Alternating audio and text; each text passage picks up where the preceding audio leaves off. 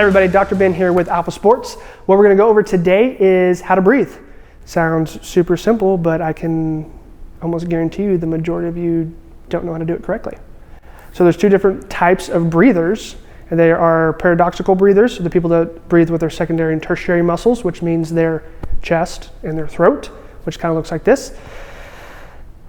And their diaphragm goes up instead of going down. And there's other breathers that are what I would say is breathing more correctly or more foundationally, is breathing through your belly first, which means you're going to be expanding with your belly.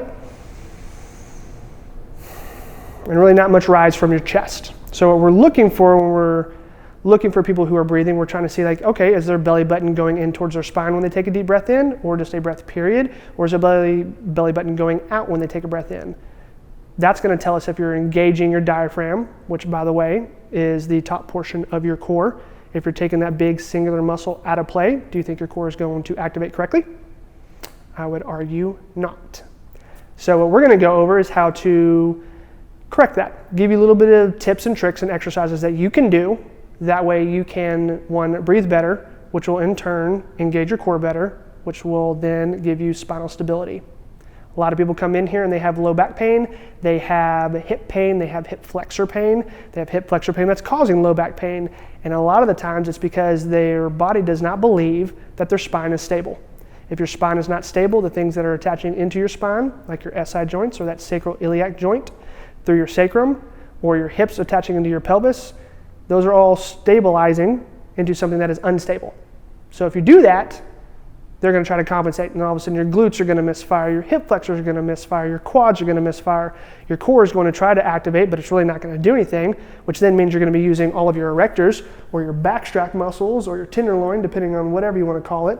Those big honking muscles on the other side of your spine that go down your back are going to over-contract and over-exert themselves, and then you're basically going to be losing efficiency. If our muscles are having to work harder than they need to, that's not efficient, which means you're burning extra energy, and we're all about efficiency. That's that efficient mechanical endurance that we talked about before. So the best and easiest exercise that you can do, lay on your back. When you lay on your back, put your hand on your chest, put your hand on your belly. So that when you're breathing, and I would breathe through your nose every time, because as you're breathing through your nose, there's more ability for you to use your diaphragm to actually depress down, because when we breathe, our diaphragm should be depressing down and pushing that piston to increase that intra-abdominal pressure, which is going to provide stability through our spine and through our midline. Stability through our midline will then give stability to everything else. That's what's going to translate into power and speed later on when we actually start getting into more sport-specific movements, because everything in the middle is stable. If you're not attaching into a stable surface, you're not going to be able to provide the same amount of power or speed that you need to. So we're going to learn how to breathe so that we can be stable through the midline, so that we can produce power and speed like we want to.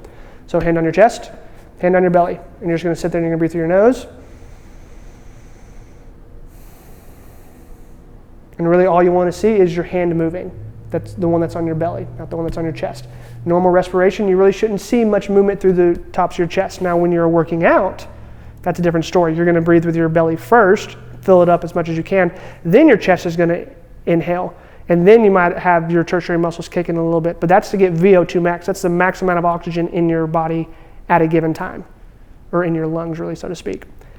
That's not what we're working on. We're just working on basic fundamental breathing. So 5 minutes before you go to bed at night, lay down, keep your hand on your belly, keep your hand on your chest, and just breathe through your nose, in and out. And when you're doing that, I want to make sure that your bottom hand is the one that's moving the whole entire time, and your top hand's not really doing any movement.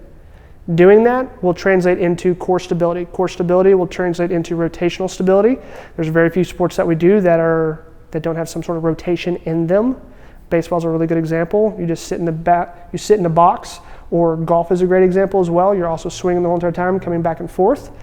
There's a bunch of different sports. The ability just to turn and cut and go, or just to take off in a linear fashion. Even running is very unilateral, one side at a time, and then the other side. It's very rotational through the core and being able to brace and stabilize. That is the reason why breathing matters.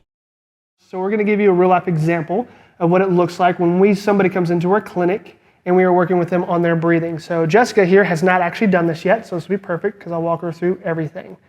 So what we're going to do is you're going to put one hand on your chest and one hand on your belly. Okay, so what I'm going to do is I'm going to put pressure just a little bit to deviate down or push down on top of her shoulders. That way she cannot breathe with her shoulders at this point. So now you're just going to sit there and breathe in through your nose and out through your nose. And so right now I feel her kind of breathing up into my hands, and I would sit here for about 5 minutes just putting this pressure through there. The patient or the athlete is not talking while they're doing this because they're breathing through their nose, and you don't really breathe through your nose really well when you're talking, so don't talk. And then we're gonna sit here and we're just gonna watch, and I'm watching for her hand on her belly to move, and that's it. So this is something you can do at home for the 5 minutes before you go to sleep.